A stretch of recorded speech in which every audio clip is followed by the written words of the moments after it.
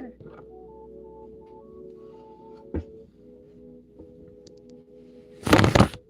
the phone. The phone. It's fallen.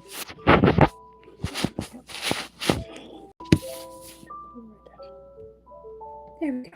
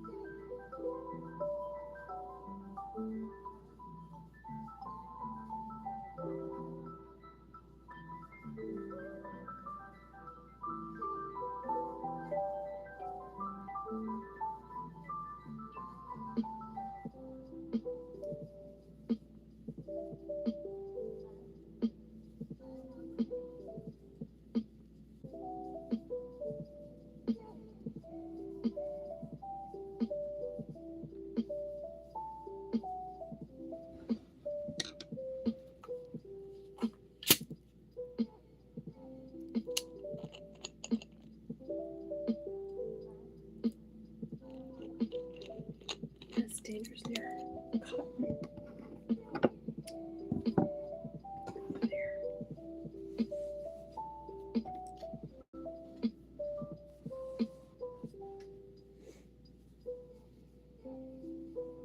Hi, Mrs. Collins 2020.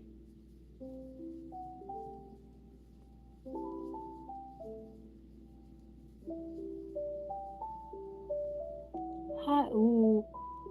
Hi, Tale 6544.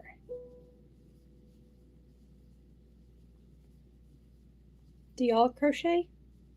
Just curious. I mean, you don't have to.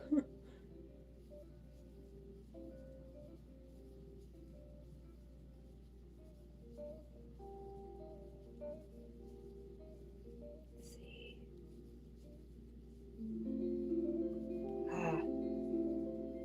Yeah, I tried a lot when I was a kid and I couldn't figure it out. My grandma taught me how to knit. She couldn't sort out crocheting. It wasn't until shortly after I got married, I used YouTube video, and man, that first bit is a struggle. My problem was I could chain, but I could not turn it for the life of me. Ooh, what am I making? So what I'm making right now is it's a cotton shawl for my my aunt for her birthday in mid-May. I'll actually show you what I've got together so far. I'm making motifs, right? I need a total of 16 motifs for a complete shawl, and I've been attaching them as I go for the most part.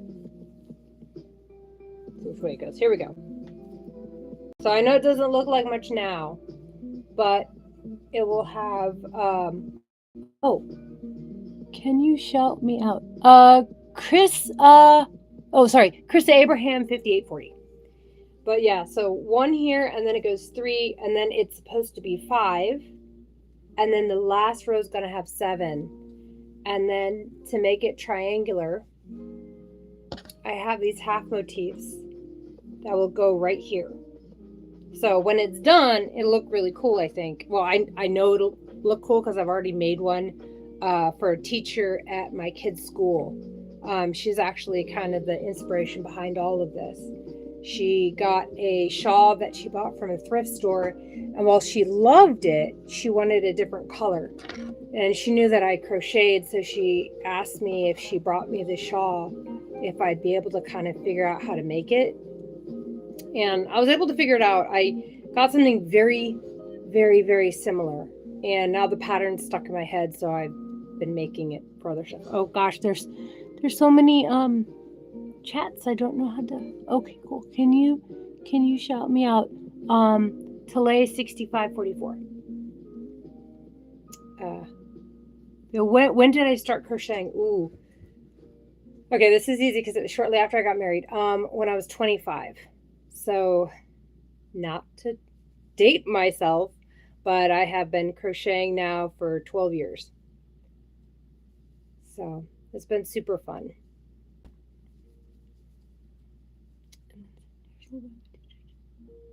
Oh, yes. Let me see if I can scroll through these comments. Brad R6K.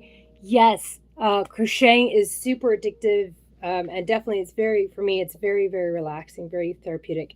And your teacher taught you? So funny thing, I'm going to be freeing up near the end of this school year, and I volunteered to be like a guest at my kids' school for the last week of school.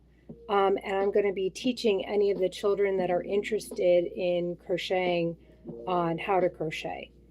And they have a really, really small school, so it works out. But for the younger kids that are interested, I'm going to have things like, let me show you. Things like this to show them some of the stuff that you can crochet with. I'm going to have really thick yarn and 8mm hooks, so it'll be easier for their hands to pick up the chaining. And then if they, get frustrated with it, I'll talk about other fiber arts that are out there. Like weaving, embroidery, just chatting about it. Like, I'm not going to expect little kids to want to do something like felting, but just introduce them to the world of making more things with their hands. Oh, thank you. I love ducks. Yeah. What grade do I teach? Well, okay, so I don't technically teach a grade. I was volunteering kind of like a substitute teacher for the school. But they have very small, it's like elementary grade. So it'll be like first, second, third, and fourth if any of those students are interested. My daughter is in first grade and my son is in second, and they both are very interested. And that's one of the things I'm going to try and do this summer is teach them how to crochet. But me personally, I'm an accountant. So I don't teach. I train people sometimes in my job, but I don't teach. Keep looking back, gotta count. Okay. But I'm almost to the point on this one where I can start doing the little bumps. Little, what are they called? Shell stitches? These things. Yeah, let's count. There we go. It's funny. I'm an accountant, but boy, you wouldn't think that I lose count so quickly when I crochet. It's one of the reasons why I like repetitive patterns that have a very set increase, because whenever I try to do like a blanket with a set amount of stitches, it ends up going kind of like this, because I'll decrease incorrectly and I'll increase incorrectly. So you'd think I didn't even know how to count to 100.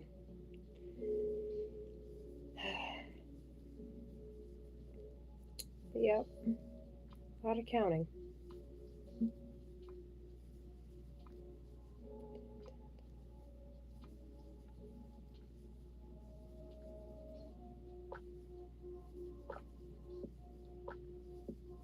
Just got to make 3 more of these full-size motifs. Then I get to start on the rest of the half ones.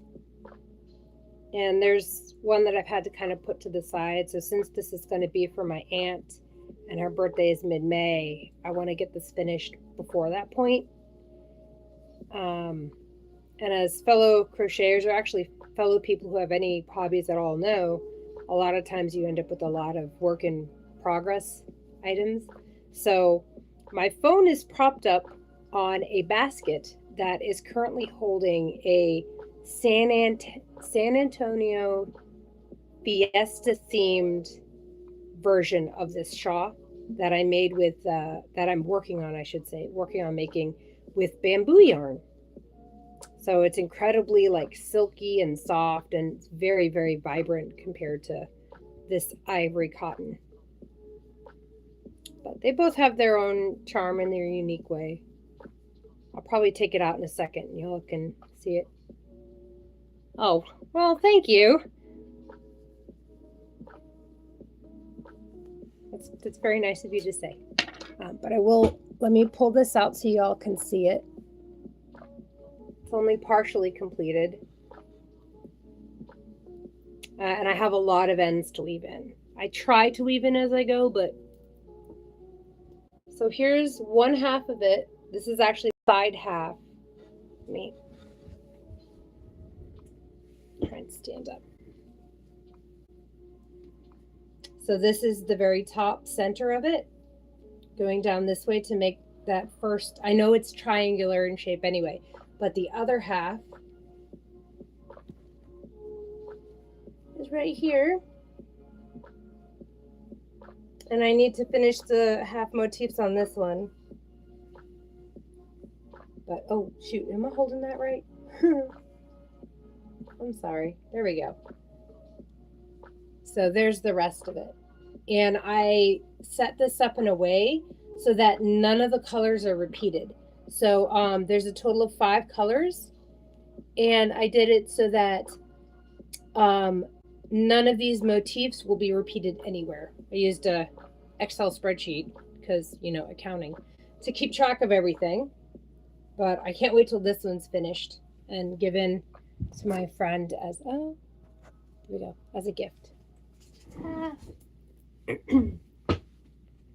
yeah, I really, really like that one. And I asked my friend, because she was saying how much she liked it, how much she liked the original one that I made. That was just taupe. And her favorite color is emerald. And so I was like, oh, would you want an emerald one? And she was like, no, actually, I was thinking more like Fiesta themed. So that day I went to Michael's and I picked up some bamboo yarn that had just fantastic colors that are just like San Antonio Fiesta, and started working on it. And then I was like, man, if she doesn't like these colors, I'll make her a different one, because I'll keep this one. It is, I think it's really just the yarn that I fell in love with. The colors are nice too. And I know that if I wore it to Fiesta next year, I'd be very, very popular. But yeah, it's very nice. I don't know about that one. It's okay. I don't know if y'all can hear the music I got in the background, but sounds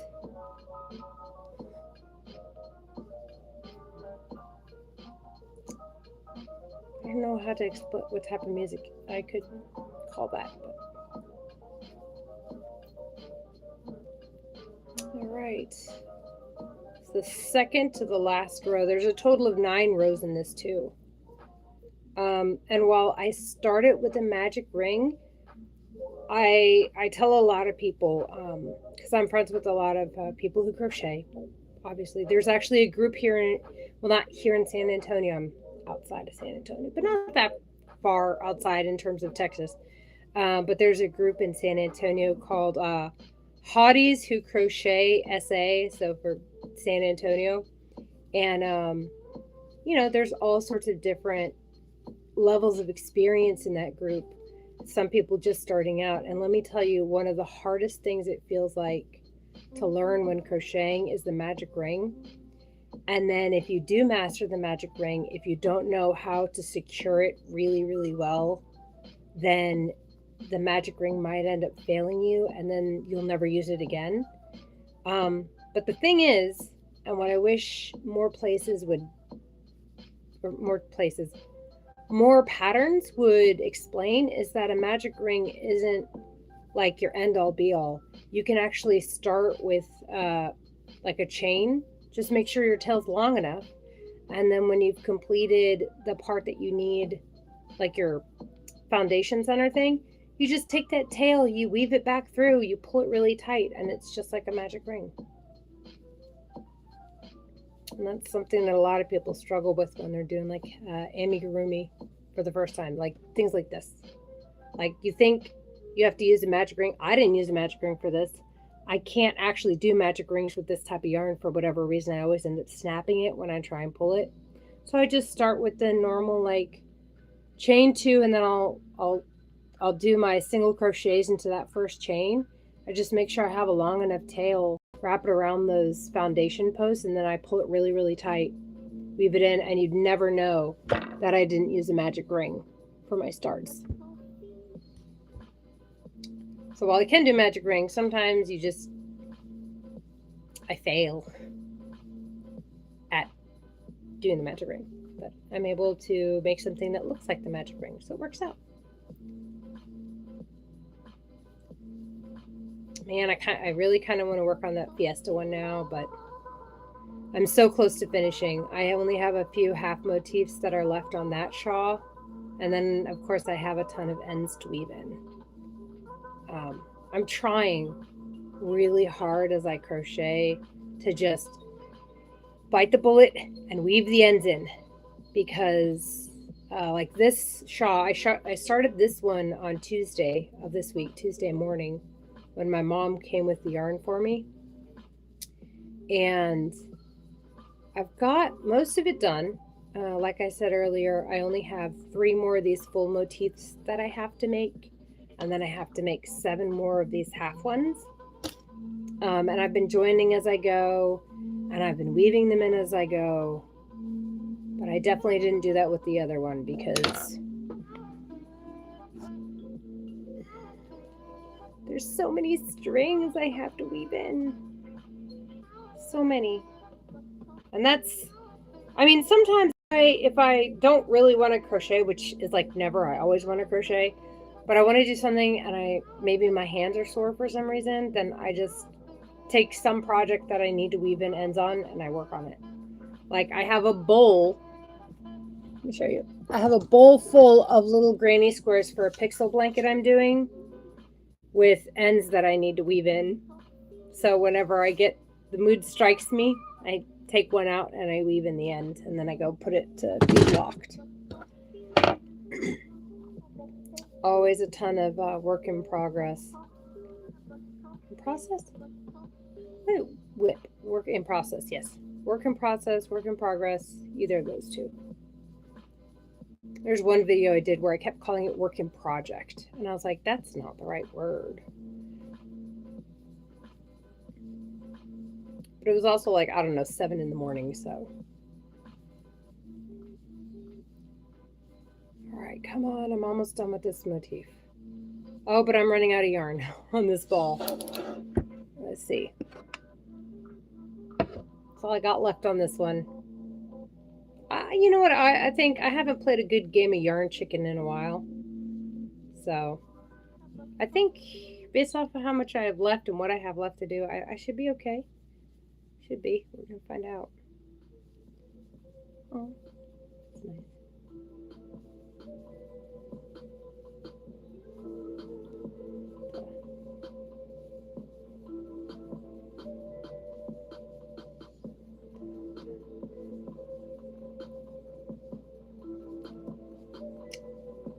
We can do it. I'm over halfway done with this round, but the next round is a little bit of a yarn eater, so I think it's going to be close. I really don't want to start. I don't want to finish this motif having to crack open another ball of yarn, but we'll see. I found that if I do it just right, each of these balls of yarn They're approximately 100 grams. I think it's 180 yard, 180 meters of yarn. But I can make 3 of these motifs out of one of them. And then if I buy them during their sale week, then add a Q&A sticker. Best way to spend a lazy Sunday. Oh, huh. I'm sure you guys can tell I do lives a whole lot. The little pop-up came up. Anyway, sorry, what was I saying? Oh, yeah. So with those balls of yarn, if I can make at least 3 full motifs from one ball of yarn, and I buy the ball of yarn on their sale week, then it comes out to about $1.20 for each motif. So pretty good price. Once I'm done with this, the whole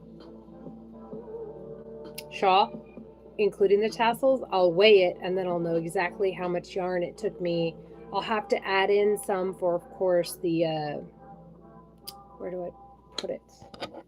Stuff like this, like the leftover stuff.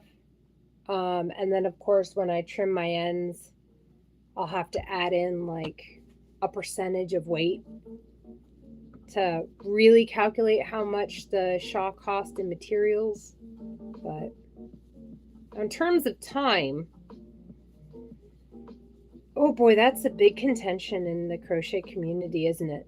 I've seen people who say that you need to charge your local minimum wage for every hour that you work on your crochet project, plus the cost of materials. And then you have people who are like, no, you do the cost of your materials times 3. Well, if you're, for you crocheters out there, you know that if your materials are like alpaca or, you know, ultra fine merino wool, it's going to be a whole lot more expensive than if your materials are cotton or your materials are acrylic or your materials are bamboo. Wildly different prices, right? So this, if I charged my materials times 3, you're looking at about, I don't know, $2, but you're also looking at about 30 minutes of work. So what would I reasonably charge someone for this? Probably $5, right? It's a cute little guy. Super neat. What was I doing? Oh yeah, 3, 4, 5, 6. I was actually super surprised. Ooh, George Berger said hi. Hi, George. That's my brother's middle name, George. It's a good name. It's a really good name. Very solid. Oh no, I lost. Oh gosh, I'm running out. I've got to do a total of 16 of these. 7 double crochets, and this is the amount of yarn I have left on my ball. How are you? Oh, I'm doing pretty good. My kids wanted to spend the night at my mother-in-law's house, so it's just a little try and work on some projects evening. I'm super smart. I'm working with ivory colored cotton yarn, and this is my drink, and I'm clumsy, so I have to make sure when I take a sip all the way back there, and then I make sure I put this all the way back on, out of range of my elbows, because yeah.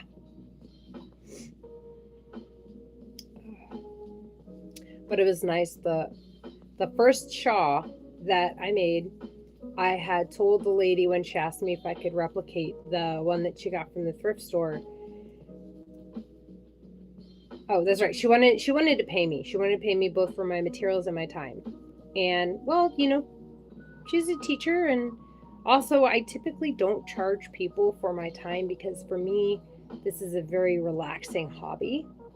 I really enjoy doing it, so I'm okay with charging just my yarn cost if someone really wants to pay me.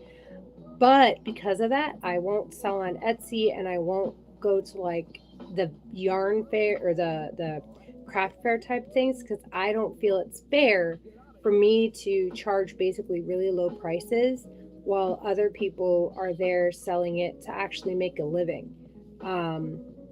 Which, if that's what you want to do, by all means. If you want to just fund your yarn, it basically therapy funding.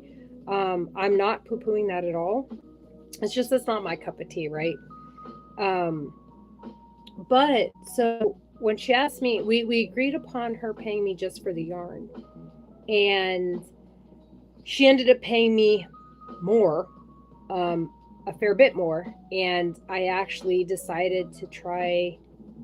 I took some of the money that she gave me and I went and I sprung for one of those. What brand is it? I'm not going to pronounce it right.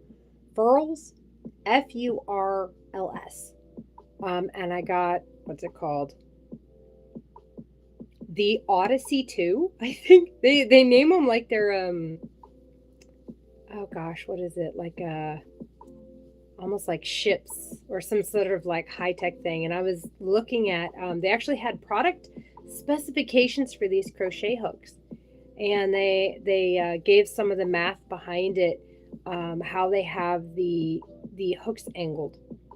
Now, I only just recently learned about the difference with crochet hooks between tapered and inline. And I found out I don't like inline hooks because they always tend to catch on my yarn, and I prefer tapered hooks because they don't. And I found someone who is asking, what are the best taper hooks because I hate, or what are the best inline hooks because I hate tapered hooks. Yes, that's what they said. And then I was like, oh, why do you hate them? And she has the exact opposite problem of me. When she uses tapered hooks, she gets the yarn caught on it. When she uses inline hooks, she doesn't. I was like, well, that's super weird. And I figured it's got to be because we hold our hooks and we handle our yarn differently. So the Furls hooks are, I think, all inline hooks. And people were raving about them. So I was like, well, I got paid pretty good for this shawl, so I'll spring for getting it. It was, I think, $38 for this hook. And I'm like, that's insane. I buy Clover hooks, and I buy them only when I've got one of those 30% off coupons from Michael's, or I have one of their vouchers, because these things are still like $11 unless I have those coupons. So spending $38 on a crochet hook is nuts to me. Nuts. Heck, I don't even like spending $38 on a ball of nice natural fiber yarn. It's like wool yarn or something like that. But anyway, I'll show you. This is the one I sprung for.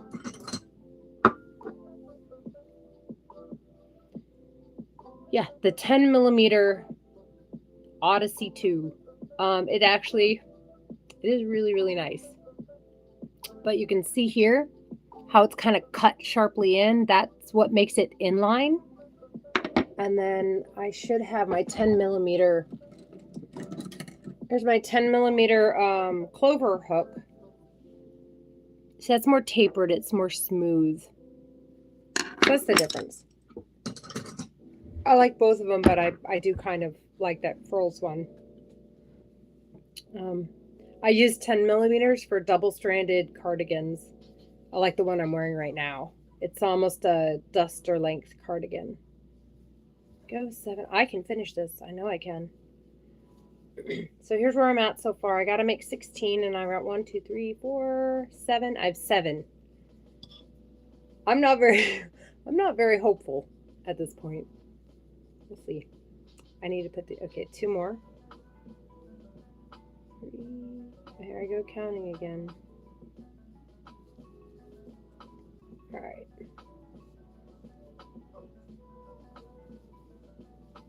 Alexa, next.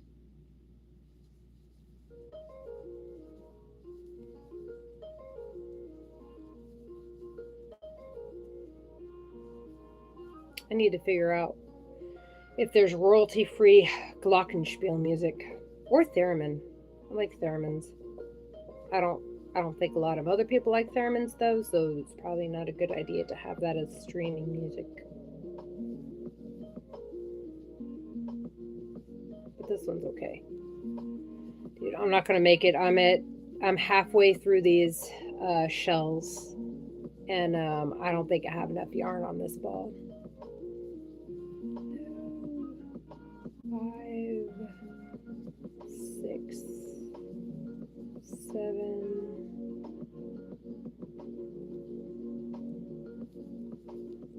Okay. I may lose this game of yarn chicken, but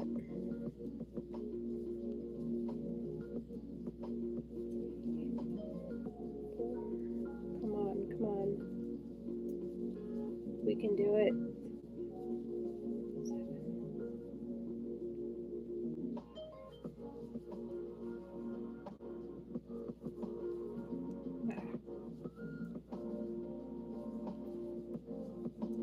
I wonder what that button does.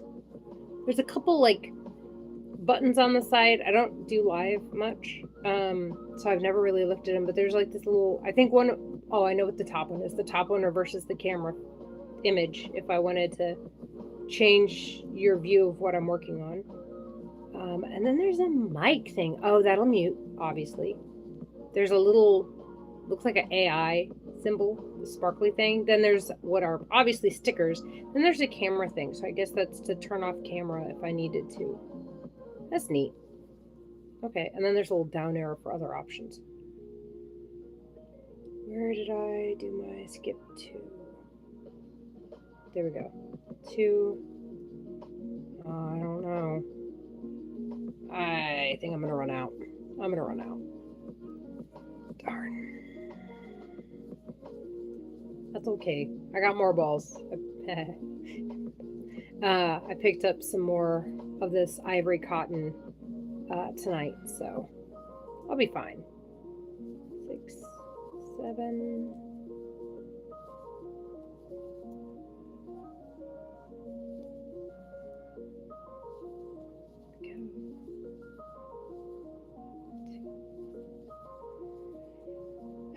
Darn.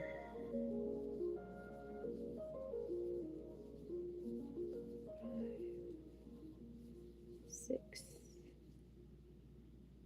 Oh no. Oh, I almost miscounted that one. I'm an accountant. I have a master's degree in accounting. And crochet has me questioning my ability to count. Yeah, I just screwed it right up. Let me do that again. Okay, there we go.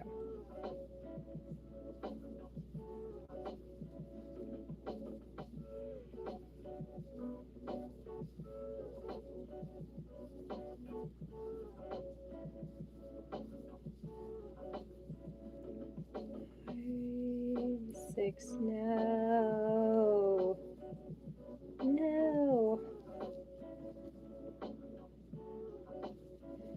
I was so close. I was so close to getting away with not having to have another ball. Oh well.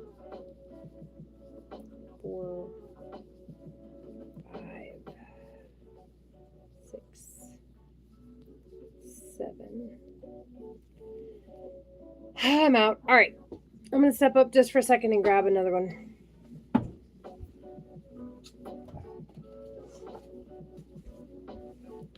Ta-da! Oh, I love this thing. I got it from the Dollar Tree. It's the cutest little trash can.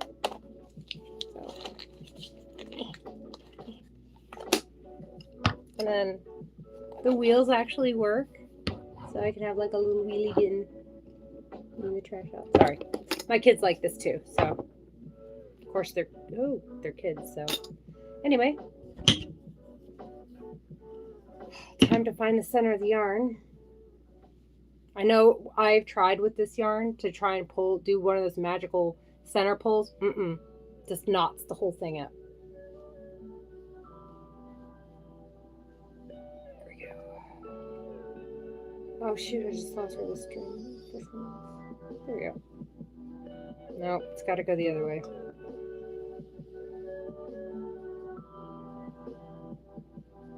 Got it. Whee! And move that out of the way.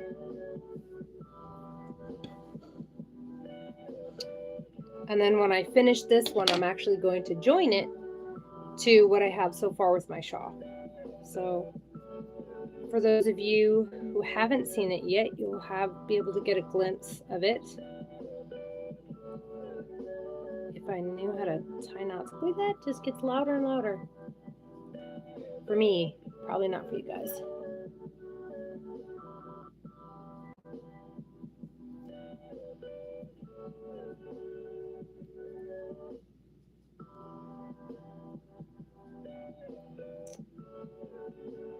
Oh, I know this is painful to watch because, boy, this is painful for me to do. I don't know what is wrong with my hands today.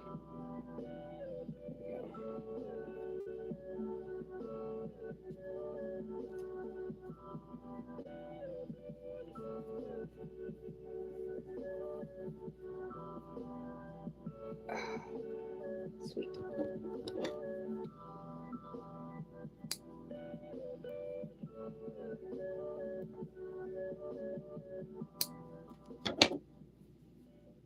Good. That's on real nice. All right, let's finish this puppy up. Got 7. Right on to my last one.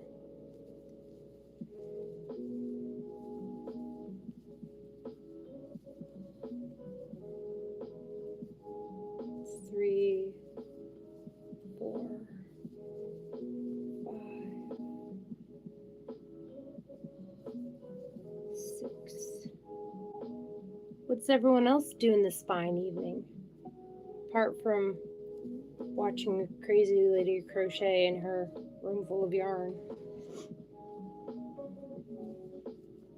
Alright. Hopefully I already have a corner already set up for this one. I'm going to check. Well, I say not corner, but this shawl. So I got to figure out where the bottom is. Okay, so here's the top. There's the last row. And it doesn't look like I have it set up for me to quickly join, so I'll have to do that. Oh, yeah, I do. Right here. So when I finish a motif, I keep going to add these like weird little bumps, and that helps me join it. I kind of join as I go. Becky Lang, CI3DV says hi. Hi, Becky. All right, so I'm just going to join this real quick. Then I get to work on the other 2 full motifs before I'm done with the full motifs, and I can start working on the center joins again. Oh my gosh. There we go.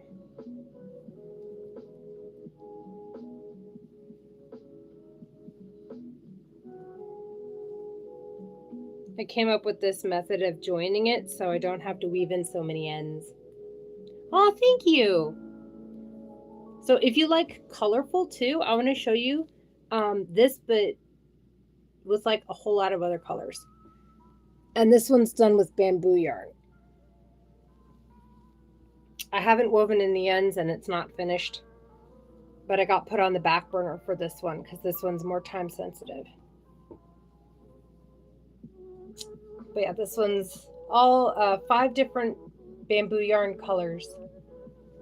And this is only one part of this particular shawl. I need to join the other half of it. Thank you.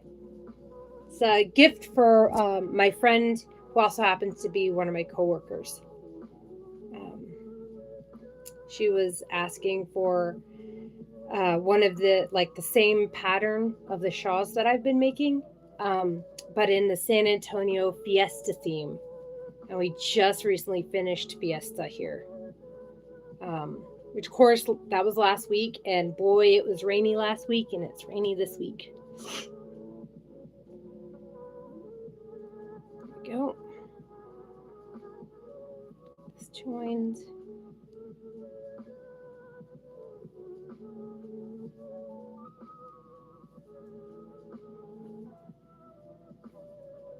interesting sound. I don't know if y'all can hear that music that I have streaming on the little Amazon device. Don't want to summon her by saying her name. But it kind of sounds warbly right now. I've got a royalty-free lo-fi beats playing. So I can have some background sound to hopefully drown out the standing freezer that's right there. But, alright.